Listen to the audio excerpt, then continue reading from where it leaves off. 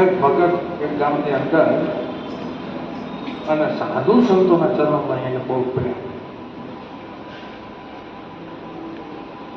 જીવ એ પોતે સાધુ સંતોના ચરણ બહુ ગામમાં બેસવા જેમાં કોઈ સંત બેઠા જય સીતારામ બાપુ હાલો હાલો કરે, ચા પાણી ભોજન પ્રસાદ ગમે એ સાધુ હાજર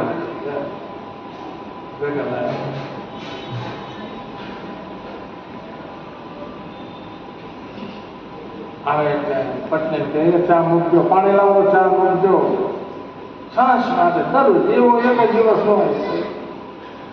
પત્ની એમના કંટાળી જાય, મારે પતિ દેવ તો મને મારું ઘરકામમાંથી મૂકીને આમ જ જતા નથી, સાધુ ભાયા નથી.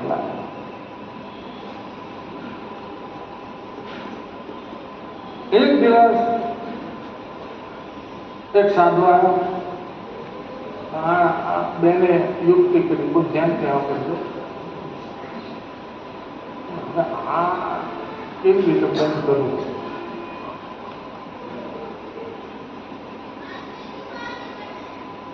એના પછી તે પાણી લાવવાનું, સંતના બિરાજદાર ખાટલા બિરાજ સન્માન કર્યું, પાણી પાણી ચા મૂકો તાકે ખાંડ નથી, તમે ખાંડ લઈ આવો પછી ચા જોજો.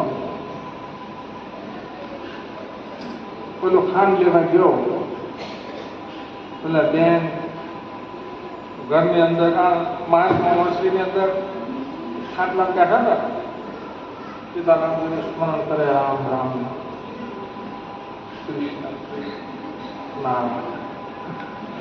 અને બેને તો ખાલી માથે ઉડી અને મોબાઈલ એમાં રોવા મહિના જોયું. તો સાધુ સાધુને તો હૃદય જોઈએ આમ કોમળ હોય, માખણ કરતા પણ કોમળ સંતોનો સ્વભાવ. માખણને તો અગ્નિ મળે ત્યારે ઓલું થાય અને પીગળ, અને સંતોનો હૃદય તો કોઈનું જ્યાં દુઃખ જોવાય ત્યાં પીગળી જાય. જોજો કેવો સ્વભાવ છે. મને કાક બાતોની બાપુ વજન ન આવે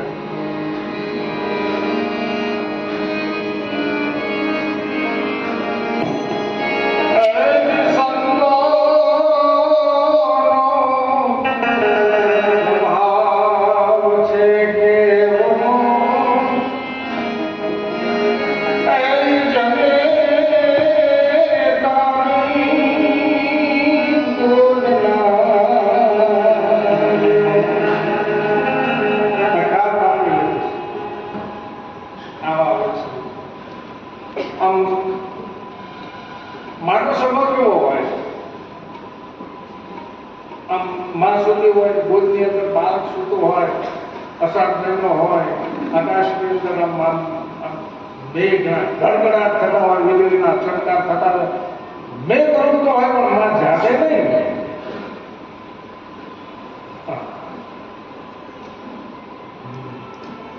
પણ એનું બાળક જ્યાં ઘણી પુકારો કરે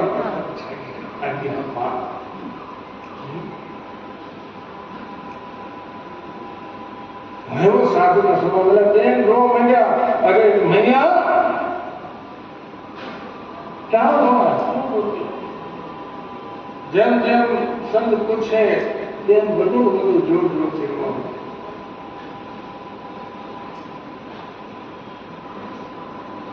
क्या बात है मैया? बापू कुछ नहीं बापू जी, बापी मुझे आपकी दया आती है. तो क्या बात है कि आप संत छो, हमारे घर पधार्या छो, आनंद छो, अपना दर्शन करिए. पर મને એક વાતની દયા આવે છે તમારી ઉપર. હમણાં અમારા પતિ આવશે, પછી તમારી સાંજે આગતા સ્વાગતા કરશે, ચા પાણી ભોજન પ્રસાદ બધું જમાડી પછી બાપુ જો આ એવું એવું ટેવ છે આ હાંડેલું સમજો એ હાંડેલાથી પછી તમારા આજકા ભાંગી નાખશે. અરે બાપુ મને દયા એ વાત ની આવે એને એવી ટેવ છે જેમ કોઈને વજન આવે પછી આમાં આને એવી મારશે. બીજું તો કઈ વાંધો નહીં બાબા કે બાપુ અમારા ગામમાં પછી સગવડની વ્યવસ્થા નથી, તમને પાસે ક્યાં હાડકાના ડોક્ટર કેવી રીતે પછી ઢળે લઈ જવાય એ જ મને ચિંતા રોવા મંદિર ભાગો આ બને એટલા જલ્દી અહીંથી વહેલા ભાગી જાઓ અને હમણાં દરો આવશે એટલે તમે રામાચંદ્રનો જુઓ છો ને ધ્યાનમાં ભાગી જાઓ.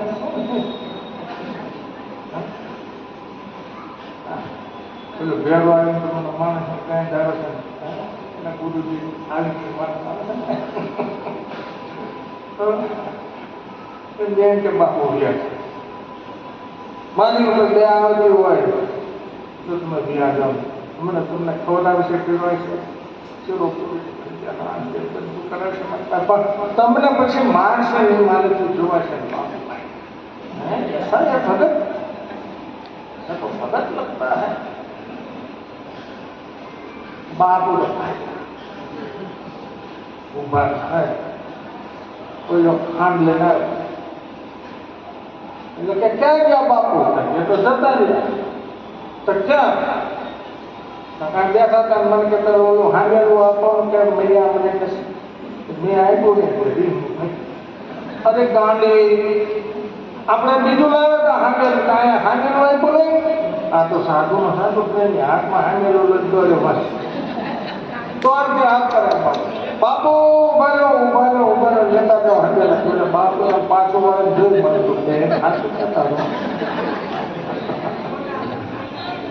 રોકાણવાનો એકદમ મહિના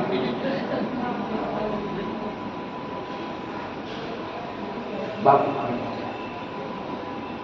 એટલે આવા નર નાગરિકા એક મતા તો લાવે ઇન્દ્રાશંકર પથ એ એક વાત છે. એના ધર્મ કાર્યમાં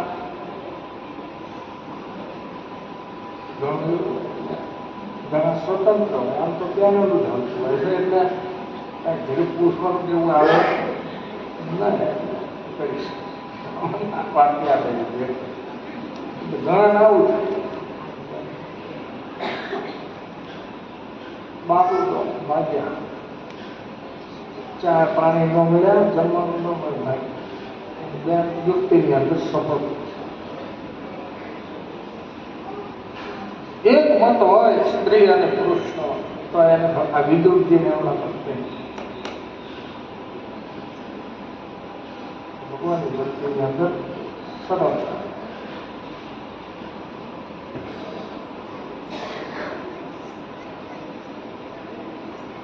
તો સરસ ચાકુ પર ચંદ્ર સ્વરૂપ સાધુનો સ્વભાવ છે એવો જણીને કેવું સરસ ઉદાહરણ.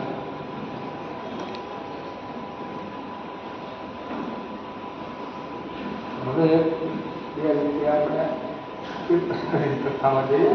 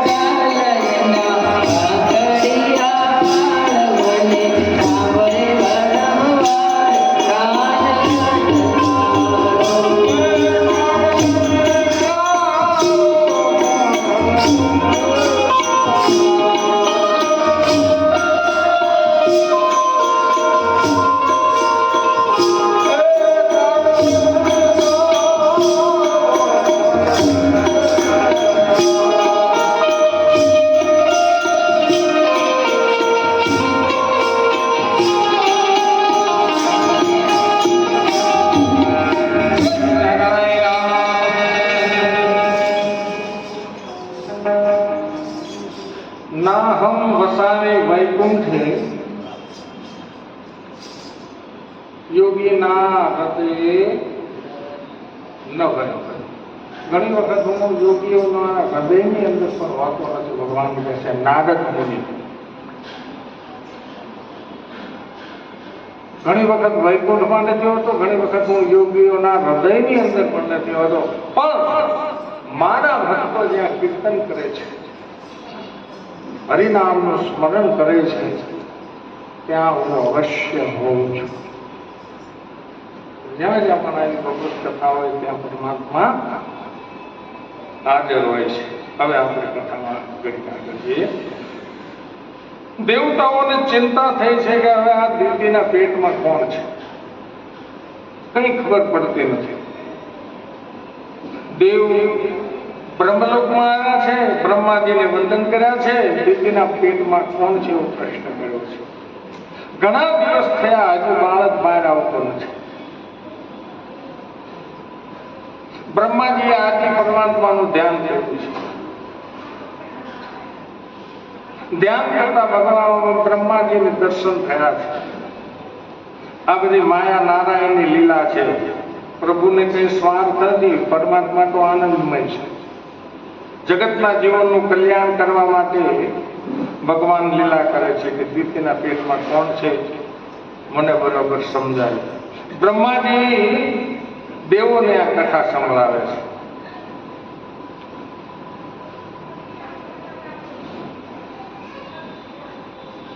પરમાત્માએ વરાહનું રૂપ લઈ હિરણાક્ષરને એની સાથે યુદ્ધ કરી. યુદ્ધમાં આ યુદ્ધની કથા આપણે આગળ સાંભળી.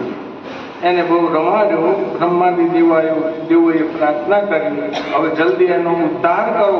અને વરાહ નારાયણે હિરણાક્ષરના ગળા ઉપર મુષ્ટિ પ્રહાર કર્યો છે, ત્યારે હિરણાક્ષર રુધિર વળતો જમીન ઉપર પડ્યો છે. દેવો અને ગંધર્વોએ વરાહ નારાયણનો જય જયકાર કર્યો છે. હિરણાક્ષરનો પરમાત્માએ ઉદ્ધાર કર્યો છે. ધરતીની સ્થાપના જળ ઉપર કરી છે. મનુ મહારાજને પૃથ્વીનું રાજ આપી અને કહ્યું કે હવે તમે પ્રજાને રાજી કરવા માટે રાજગાદી ઉપર બિરાજો, પ્રજાને સુખી કરો. વરાહ ભગવાન તે પછી વૈકુંઠની અંદર પધાર્યા છે અને મનુ મહારાજ માનવ સમાજના આગેવાન છે. મનુ મહારાજે સમાજની સેવા કરવા સંપત્તિનો સદુપયોગ કર્યો છે. વરાહ નારાયણની આ કથા સાંભળ્યા પછી આ કથાનું મનન કરવાનું છે. સુખદેવજી રાજર્ષિને સાવધાન કરીને કહે છે આ હિરણાકશ્યપુ એ લોભ છે અને વરાહ નારાયણ ભગવાન એ સંતોષનું સ્વરૂપ છે. સંતોષથી લોભને મારવા. લોકો ભક્તિ બહુ કરે છે પણ ચાલુ પાંચ ચાલુ રાખે છે, લોભ બહુ કરે છે. પાપ છોડી અને જો ભગવાનની ભક્તિ કરે તો એને બહુ આનંદ આવે છે. આ વરાહ ભગવાન યજ્ઞ રૂપ છે. સત્કર્મને યજ્ઞ કહેવામાં આવે છે. આવી ભગવત કથામાં કઈ આપણે કહીએ સત્કાર્ય તો એક યજ્ઞ છે. તનને અને મનને સત્કર્મની અંદર ઓરવી રાખે. વરાહ ભગવાનની કથા સાંભળ્યા પછી બરાબર મનન કરો કે આ પરમ પવિત્ર વરાહ ભગવાનની કથા જે વક્તા પ્રેમથી ભણે છે, શ્રોતા શ્રદ્ધા અને ભક્તિથી એનું શ્રવણ કરે છે, એના પાતકોનો નાશ થાય છે, પાપનો નાશ થાય. શ્રી કૃષ્ણના ચરણોની અંદર વક્તા અને શ્રોતાને ભક્તિ મળે છે. કૃતિ સ્કંદના 2 પ્રકરણ આપે છે, પૂર્વ મીમાંસા પ્રકરણ અને ઉત્તર મીમાંસા પ્રકરણ. એમાં પૂર્વમાં ભગવાન વરાહ ભગવાનની કથા કરી છે, એક પ્રકરણ પૂરું કર્યું છે અને હવે બીજું પ્રકરણ શરૂ થાય છે. બીજા પ્રકરણની અંદર કપિલ મુનિની કથા. મનુ મહારાજને ઘેર 2 બાળકો અને 1 કન્યા થઈ છે, પ્રિયવત અને ઉત્તાનપાદ. પછી આકૃતિ, દેવહૂતિ અને પ્રસૂતિ નામની 3 કન્યા થઈ. આકૃતિનું લગ્ન રુચિ સાથે અને પ્રસિદ્ધિનું લગ્ન પ્રજાપતિને આશે. દેવહૂતિનું લગ્ન કરદમ ઋષિની સાથે થયું છે. કરદમ ઋષિને ઘેર કપિલ નારાયણનો જન્મ. સુખદેવજી મહારાજ પરીક્ષિતને કહે છે, મૈત્રી ઋષિ વિદુરજીને આ કથા સંભળાવે છે. સરસ્વતી નદીને કિનારે કરદમ ઋષિનો આશ્રમ છે. આદિનારાયણ પરમાત્માનું ધ્યાન કરે છે કરદમ ઋષિ, અને એમને ઘેર કપિલ મુનિ પ્રગટ થયા છે. તમે કરદમ ઋષિ જેવું જીવન જો જીવો તો કપિલ દેવ જેવા દીકરા તમારે ઘેર પણ થાય.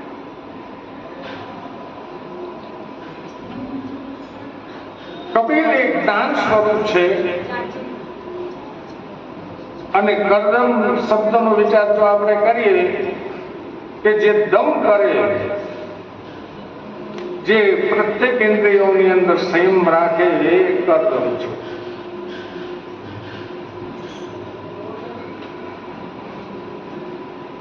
તુકારામજી મહારાજ ક્યાંય વેદ ભણવા ગયા નતા. પંડિતો પુસ્તકમાં લખેલું છે, મસ્તકમાં રાખીને બોલે છે, પણ પ્રભુ પ્રેમમાં મગ્ન થઈ અને સંતો જે બોલે છે ત્યારે પરમાત્મા બોલે છે. સંતોનું જ્ઞાન અંદરથી પ્રગટ થાય છે.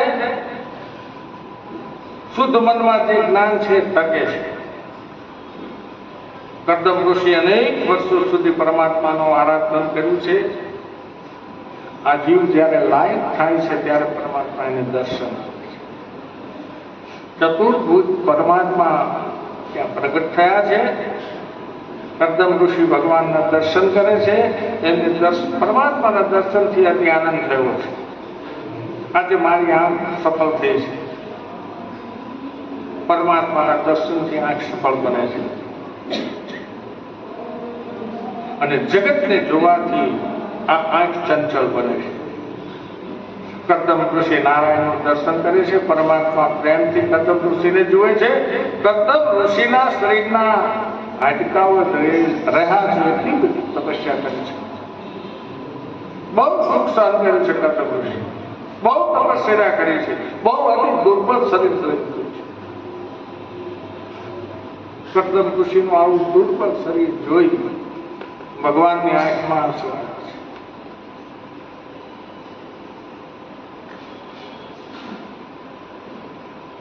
અને ભગવાનની આંખમાંથી જે આંસુ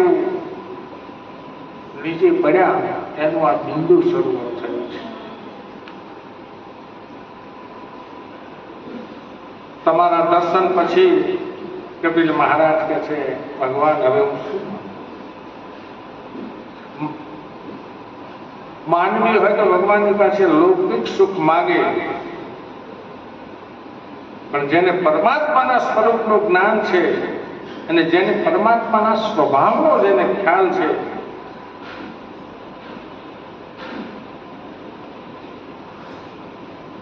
કરદમ ઋષિ કહે છે હું લૌકિક સુખ નહીં માંગુ, કારણ કે લૌકિક સુખ તો પશુ પક્ષી પંખી બધાને મળે છે.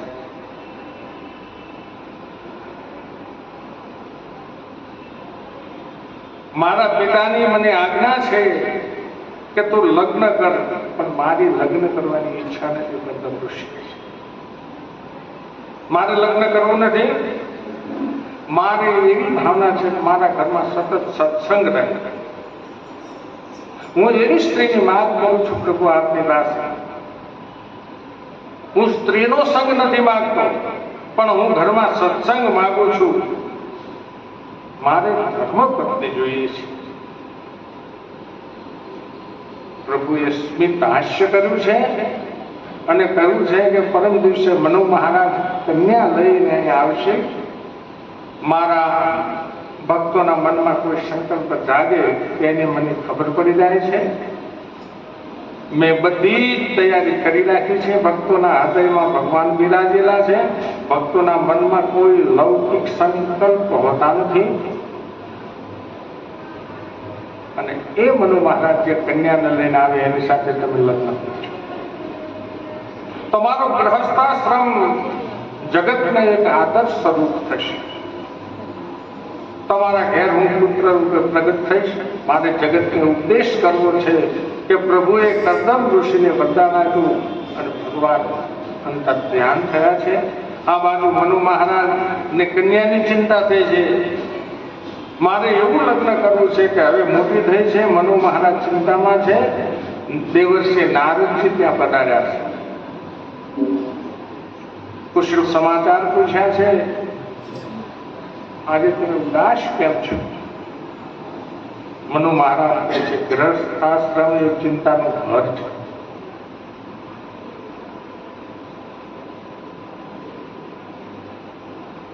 નારદ મુનિએ દેવહૂતિના હાથની રેખાઓ જોઈ છે અને એ રેખાઓ જોતા નારદજીને ખાતરી થઈ કે આ રાજાની કન્યા છે, પણ એનો યોગ એવો છે કે રાજાની રાણી નહીં થાય પણ મહાન ઋષિની પત્ની થશે. નારદ મુનિએ આવા જોશ મહાન જ્ઞાની ભગવત ભક્ત પતિ મળે તો એની સાથે લગ્ન કરવાની દેવહૂતિની ઈચ્છા છે. નારદજીએ વિચાર કરીને કહ્યું કે આ કન્યા માટે લાયક વર કરદમ ઋષિ છે. એ મહાન જ્ઞાની છે, યોગી છે, ભગવત ભક્ત છે. આ કન્યા તમે કરદમ ઋષિને અર્પણ કરો.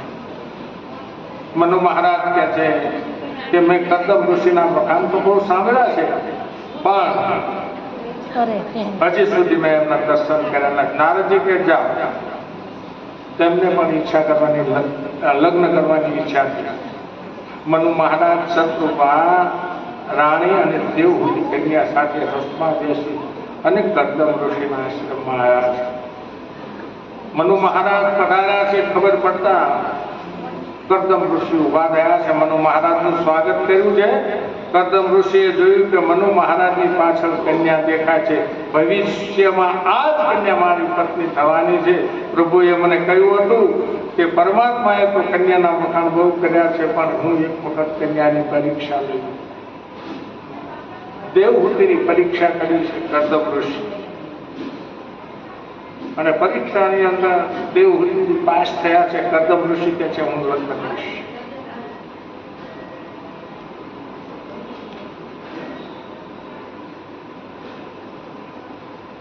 વેદ વિધિ પ્રમાણે પછી તો લગ્ન થયા છે. સુખદેવજી મહારાજ વર્ણન કરે છે કે રાજન મનુ મહારાજે વસ્ત્ર આભૂષણોની ભેટ આપી છે દેવહૂતિને. શત્રુપે ત્યાં બધી ભેટ આપી. મનુ અને શત્રુપાજી રથમાં બેસી ઘેર આવ્યા છે. હવે દેવહૂતિ રાજકન્યા નથી, ઋષિ પત્ની થઈ છે. એને વિચાર કર્યો કે મારા પતિ તપસ્વી જીવન ગાળે છે, તો મારે પણ હવે તપસ્યા કરવી જોઈએ.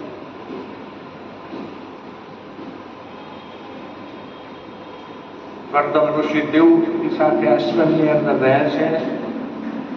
વિચાર કર્યો કરદમ ઋષિએ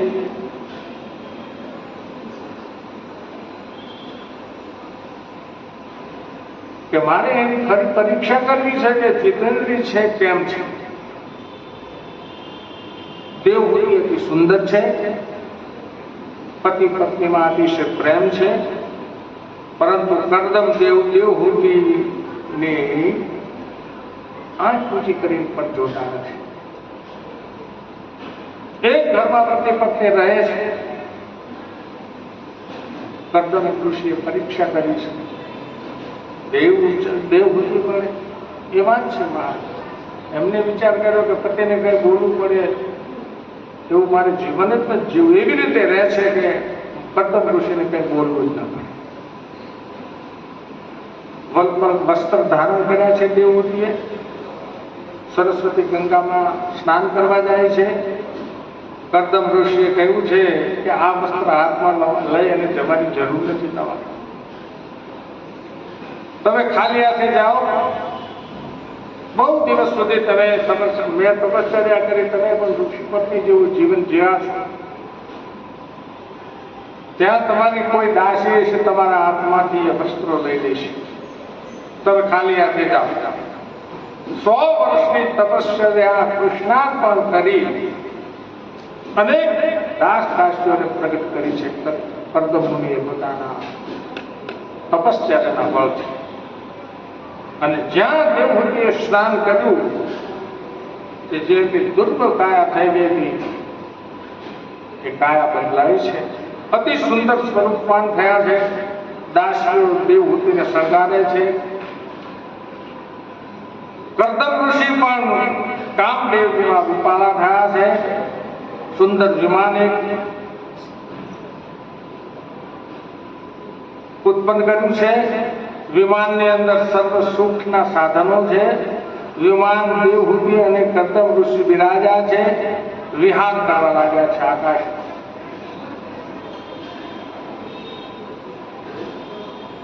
ઘણા દિવસોથી સંસારની અંદર રહી એમને ત્યાં 9 પુત્રીઓનો જન્મ થયો છે.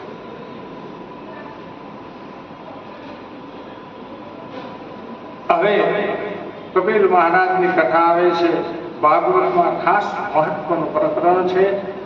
કપિલ ગીતાની કથા અતિ મધુર છે, દિવ્ય છે. કપિલ નારાયણ માતા દેવહૂતિને આની અંદર સુંદર ઉપદેશ આપ્યો છે.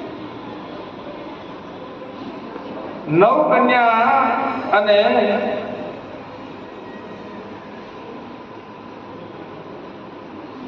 એક દીકરો થયો છે કે કપિલ મહારાજ એમને ત્યાં પધાર્યા છે. કર્દમ ઋષિ બહુ પ્રસન્ન થયા છે. 9 ઋષિઓ 9 જે કન્યા થઈ એ 9 કન્યાઓની ચિંતા થઈ છે કર્દમ ઋષિ કે હવે હું તપશ્ચર્યા કરવા જાઉં છું. દેવહૂતિ કે છે નહીં, તમે તપશ્ચર્યા કરવા જાઓ તો આ કન્યાઓ 9 એનું રક્ષણ કોણ કરે?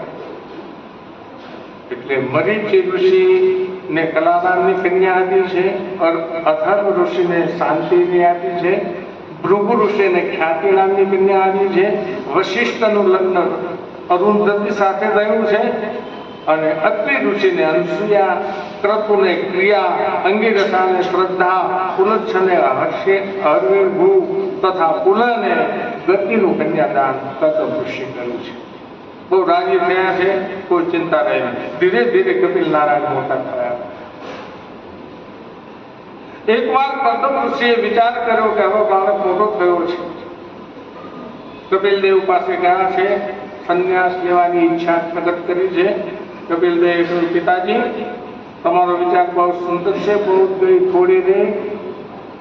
પિતાજી હું તમને ઉપદેશ શું કરું, પણ એટલું કહું કે પરોપકારની ભાંગઝાળમાં પણ વધારે કરવું નહીં. તમારો સંબંધ હોય પૂરો થાય, પત્ની હોય તો પત્નીમાં, પુત્ર હોય તો પુત્રમાં, બહેન હોય તો બહેન, આ બધા સંબંધોનો ત્યાગ કરી તમે ભગવત ભજનમાં લાવો. કપિલ દેવ કર્દમ ઋષિને કહે છે, પિતાજી સંન્યાસ લીધા પછી ઘરનું સ્મરણ કરશો નહીં. સંન્યાસી જો ઘરનું સ્મરણ કરે તો એને પાપ લાગે છે. માનો વિચાર કરશો નહીં, માનો ઉચ્ચારણ કરીશ, માને ઉપદેશ કરીશ, બધું ભૂલી જાઓ. ઓમકારનો સતત જપ કરવાનો છે, પરમાત્માનું સતત ધ્યાન કરવાનું છે. પિતાજી તમે સાવધાન રહેજો. જગત કર્દમ ઋષિ પછી તો નિશ્ચય દ્રઢ કર્યો છે, વિધિપૂર્વક સંન્યાસ ગ્રહણ કર્યો છે. આદિનારાયણ પરમાત્માનું ધ્યાન મેળવ્યા. પ્રાતઃકાળે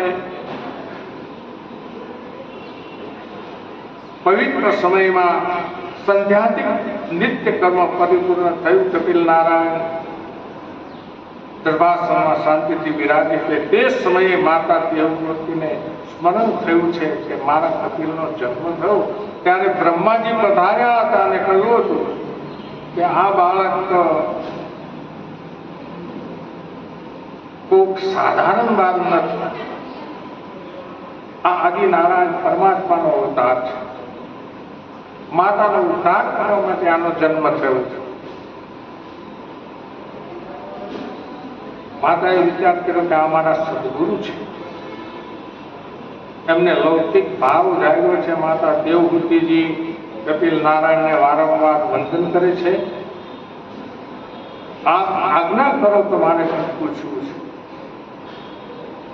કપિલ મહારાજે કહ્યું કે જરાય સંકોચ રાખશો નહીં, જે પૂછ્યું છે હું તમને સમજાવીશ. માતા દેવહૂતિએ સુંદર પ્રશ્ન કર્યો છે કે આ જગતમાં ખરો આનંદ છે કે નહીં? આનંદ કાયમ ટકે, જે ખોટું છે કાયમ ટકતું નથી, જે સત્ય છે એનો વિનાશ થતો નથી. એવો આનંદ મળે કે જે આનંદ કાયમ ટકે, જે આનંદ મળ્યા પછી કોઈ દુઃખ નો આવે, જે આનંદ સર્વથી શ્રેષ્ઠ છે, જે આનંદ કાયમ ટકે, નિત્ય આનંદ રહે, એવું સાધન મને મળે.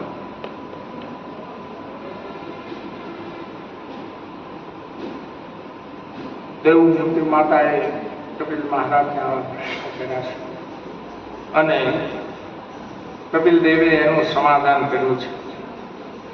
કપિલ દેવ સાવધાન કરે છે દેવહૂતિને, માં, આત્મા પરમાત્માનો અંશ છે, આનંદમય છે. અગ્નિના સંપર્કથી જેમ પાણી ગરમ થાય પણ પછી તે ઠંડુ થઈ જાય, શીતળ જળ એનું સ્વરૂપ છે. આનંદ એ આત્માનું સ્વરૂપ છે. બધા પ્રશ્નનું નિવારણ કપિલ મુનિ માતા દેવહૂતિને કહે છે. માં, સત્સંગ કરવાથી બગડેલું મન સુધરે છે. રોજ તમે સત્સંગ કરો. સતરંગ મનને લાગે, સત્સંગનો મન જ્યારે લાગે અને જ્ઞાન વૈરાગની અંદર આગળ જ્યારે વધીએ ત્યારે સંતોના મનથી સત્સંગ કરો. દેવું માતાએ કહ્યું, સત્સંગ કરવાની તો મને બહુ ઈચ્છા થાય પણ સાચા સંત મળતા નથી. આ જગતની અંદર અત્યારે નકલી માલ બહુ વધી ગયો છે.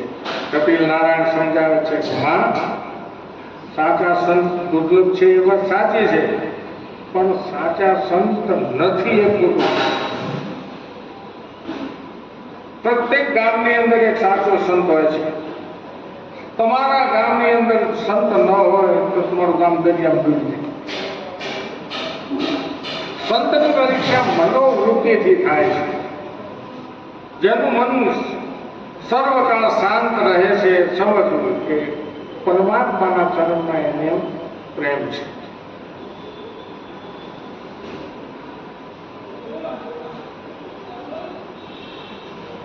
અત્યારે આ સવાલ જગતની અંદર હવે સાધુ સંતોનો સમાગમ કરો, પણ હવે સાચા સંત કોણ છે એ અમારે ઓળખો ક્યાં? વધારે નકલી બગોસરાનો જેમ માલ આમ બધા સોના કરતા સત્ય તો એવું છે આ જગત.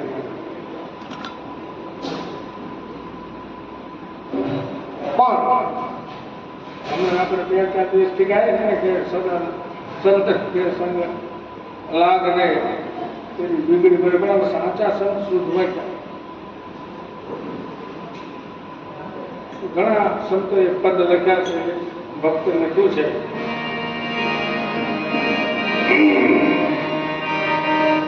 શાંતિ પવાડે દેવાને સંત કહીએ,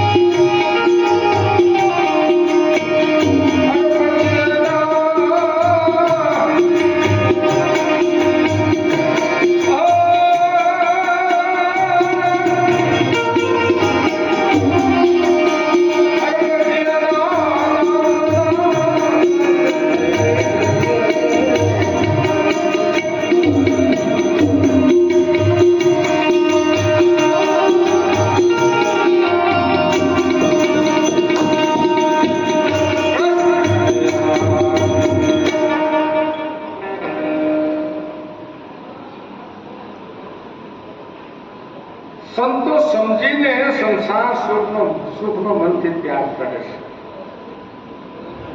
એક દિવસ બધું છોડવું જ પડશે. કાળ ધક્કો મારે ફરજિયાત બધું છોડી દેવું.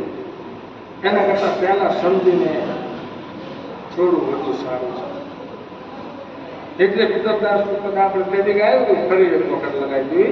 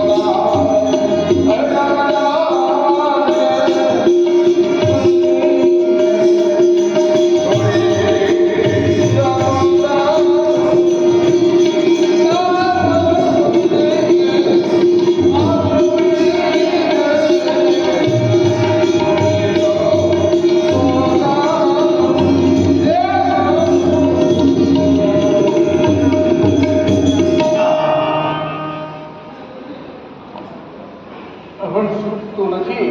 સમજી છોડી દો તો સારું કરો. અને એક દિવસ બધું છોડવાનું છે. આ સંતોનો સ્વભાવ છે એટલે સાધુ શબ્દો પહેલેથી જ છોડવું ફરજિયાત છોડવું પડે ત્યારે બહુ ત્રાસ થાય છે. અને નહીં કરી આ શરીર જ્યારે છોડવાનું થાય ત્યારે જે દુઃખ થાય છે ને સાધુ સંતોનો જીવ કેવી રીતે માખને નથી વાવ ખેંચી લો ને એવી રીતે આપણે જીવ પરમાત્મા પાપી માણસો છે અને જેને બહુ ભવું છે સંસાર એનો જીવ ધ્યાન કરાવે સૂકા છાણાની અંદર વાવો હોય એને ખેંચીએ એવું કેવી રીતે. અમુક પુરાણોમાં તો આ બહુ વર્ણન કર્યું છે. સમજો એક વિષય કરે જે વેદના થાય એક વિષય કરે તે કઈ વેદના. તો જ્યારે માણસ શરીર છોડે ઘણા વર્ષો ત્યાં ઘરમાં રહેતો પછી છોડવાનું થાય તો બહુ કષ્ટ. 1000 વિષયોની એક સાથે વેદના થાય એવી પીડા થાય. એટલે આ બધું થોડો સંતો કે છે મોહ છોડી અને ત્યાગ કરો, ભગવાનને ભજવું. સતત ભક્તિ કરવાની ટેવ પાડીએ. સંતો જેમ પરમાત્માની સાથે પરણે છે એમ આપણે પણ એવું કંઈક કરીએ. માતા દેવહૂતિને આ જગતની ઉત્પત્તિ કેવી રીતે થાય છે ને પ્રલય કેવી રીતે થાય છે આ બધી વાત સમજાવી છે. સ્વધર્મનું પાલન કેવી રીતે કરવું એ માતાને વાત સમજાવી છે. માતા દેવહૂતિની આજ્ઞા કરી છે કે માં એક આસને બેસવાની ટેવ પાડો, પરમાત્માના મંગલમય સ્વરૂપનું ધ્યાન કરવો. હવે જો આ પ્રસંગ એવો છે કે આની અંદર કપિલ મહારાજ માને ઉપદેશ આપે છે, પણ ઘણી માતાઓ એવી થઈ છે છોકરાઓ ઉપદેશ આપે. એ ભજન પણ હું તમને એક રીતે સંભાળું.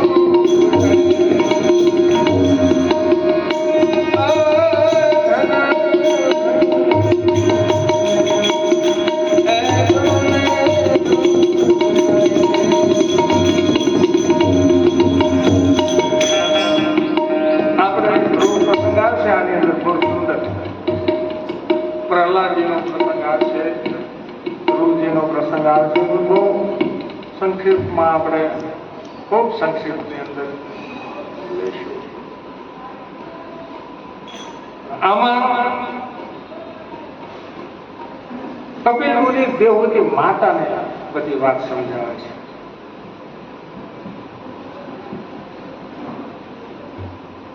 બધી રીતના પ્રશ્નોના જવાબ દેવહૂતિજીને આદિ માને સંતોષ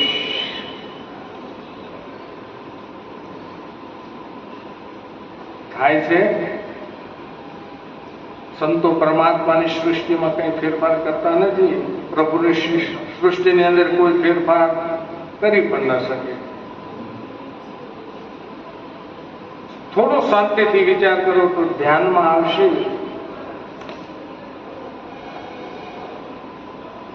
કે પરમાત્મા સિવાય પરમાત્માના ચરણોની અંદર ભક્તિ કર્યા વિના, ભક્તિનો રંગ લાગ્યા વિના, જેને ભક્તિનો રંગ લાગ્યો નથી ને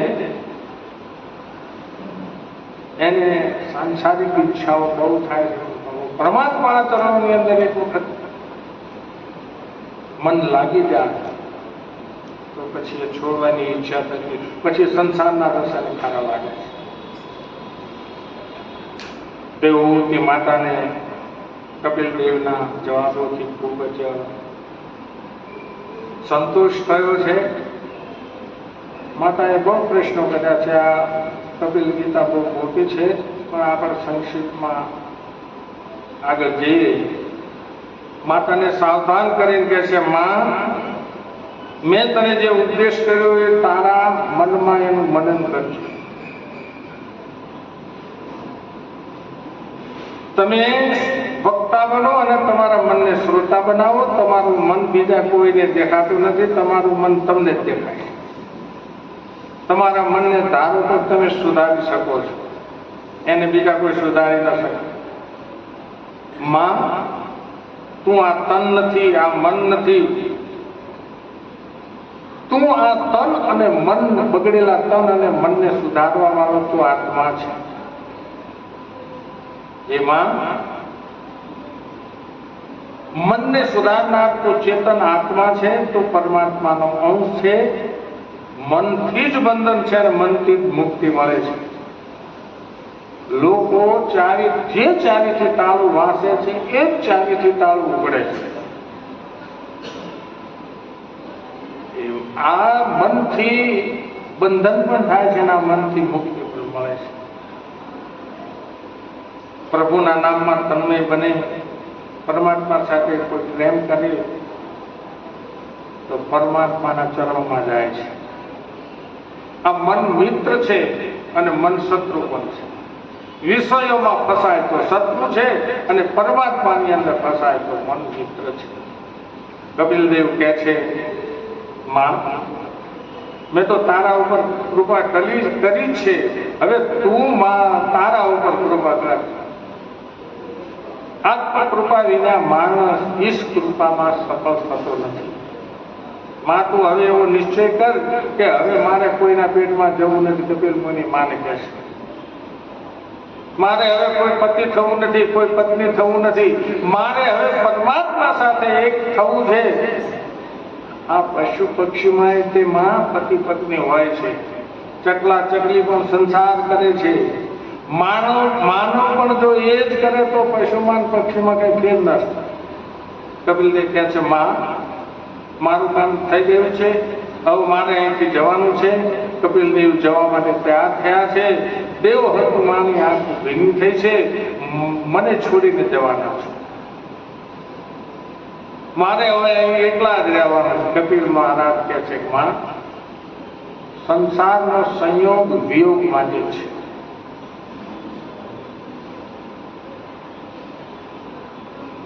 ભાગવતમાં એવું લખ્યું છે કે કપિલદેવે માની 3 પ્રદક્ષિણા કરી છે. કપિલ ભગવાન માની પ્રદક્ષિણા એ મહાન પુણ્ય છે. જે માતા પિતાની સેવા કરે, માતા પિતાની પ્રદક્ષિણા કરે ને એને પૃથ્વી પ્રદક્ષિણાનો ફળ પ્રાપ્ત થાય છે. કપિલ નારાયણ ત્યાંથી ગંગા સાગર સંગમ તીર્થમાં જાય છે. શાસ્ત્રોમાં ગંગામાં બહુ મોટું મહિમા વર્ણન કર્યો છે. સમુદ્ર જે નદીને મળે છે તે નદીના જળને ખારું બનાવે છે, પણ ગંગા સાગર સંગમમાં શ્રી ગંગા મૈયા સમુદ્રને જ્યાં મળે છે ને ત્યાં મીઠો, સમુદ્રને મીઠો બનાવે. 3-4 માઇલ દૂર સુધી સમુદ્રનું પાણી પણ મીઠું છે. ગંગા કિનારે કપિલ નારાયણ બિરાજ્યા છે. ઋષિ મુનિઓને સાંખ્ય યોગનો ઉપદેશ કર્યો છે. આ બાજુ માતા દેવહૂતિ સરસ્વતી ગંગાના સ્નાન કરે છે. આદિ નારાયણ પરમાત્માનું પ્રેમથી ધ્યાન કરે છે. ધ્યાન કરતા એમનું હૃદય પીગળે છે, તન્મય થાય છે, આનંદ આવે છે. દેવહૂતિ માતાના વાળ બહુ સુંદર હતા. ધીરે ધીરે વાળ પીળી છટાઓ થવા લાગી છે. મા યોગીની થયા છે. પરમાત્માનું ધ્યાન કરતા હવે એમને દેહનું ધ્યાન રહેતું નથી.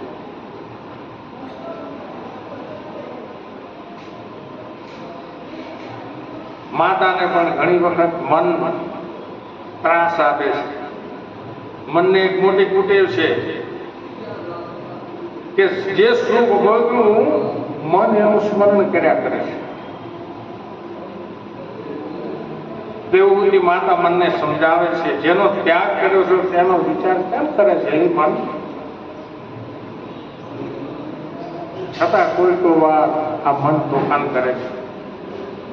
એવા સમયે દેવહૂતિ માતા પરમાત્માને શરણે જાય છે. શરણે આવી છું, મારા મનને સાચવી શકતી નથી, મારું મન પાપ કરે છે, નાથ કૃપા કરો. અને પરમાત્માને મનાવી આદિ નારાયણ પરમાત્માનું ધ્યાન કીર્તન કરતા કરતા માં તન્મય બને છે. મન જ્યારે પાપ કરે, ખરાબ વિચાર કરે, જ્ઞાનને જ્યારે આ મન ધક્કો મારે, એવા સમયે પ્રેમથી પરમાત્માના નામનું કીર્તન કરો. પરમાત્માનું ધ્યાન કીર્તન કરતા કરતા એક દિવસ ભગવાનના ચરણની અંદર જરૂરથી લીન થવાય.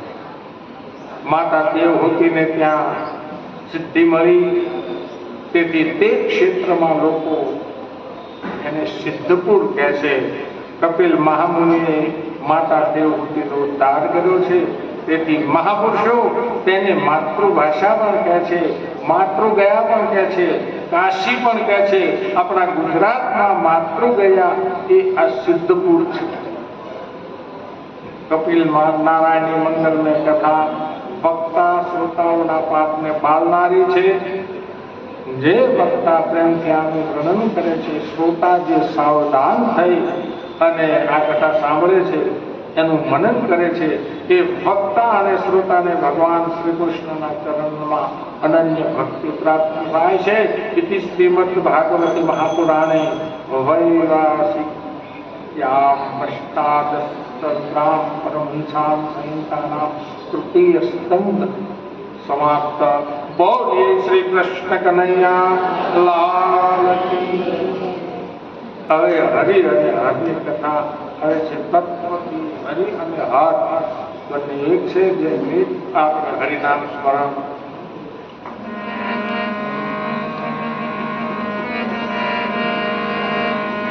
ભજમન નારાયણ નારાયણ નારાયણ.